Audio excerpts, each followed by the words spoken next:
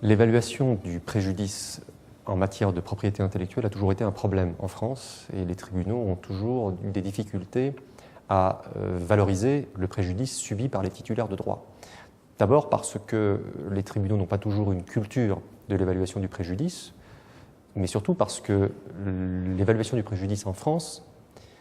repose sur un fondement particulier. Vous ne pouvez obtenir que la réparation de votre préjudice direct et personnel.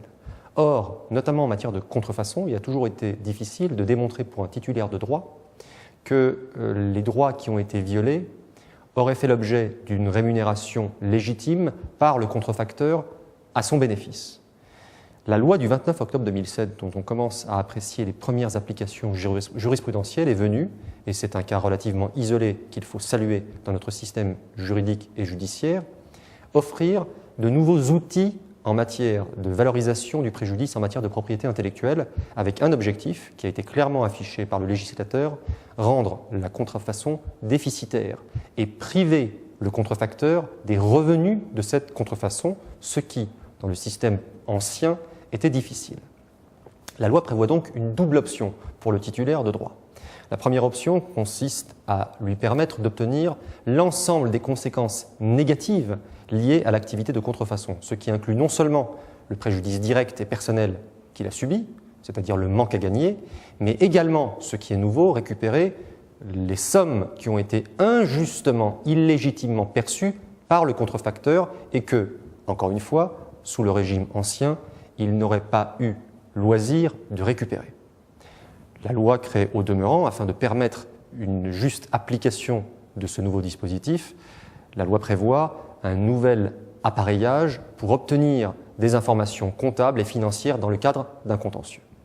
L'autre outil qui est particulièrement intéressant, c'est ce que l'on appelle le forfait licence. Dans un certain nombre de cas, pour certains titulaires de droit qui ne souhaitent pas révéler leur marge, il est extrêmement difficile de venir obtenir devant les juridictions la juste réparation de leurs préjudices, notamment en matière de logiciels où les entreprises ne souhaitent pas révéler leur marge.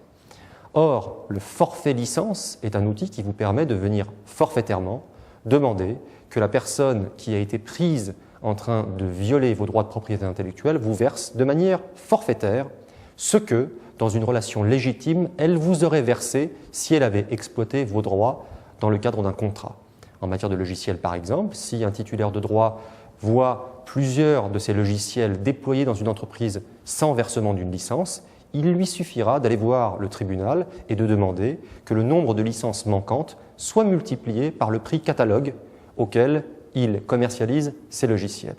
Cela lui permet d'obtenir forfaitairement cette somme sans devoir révéler sa marge et ça constitue un outil puissant qui, espérons-le, pourra, le cas échéant,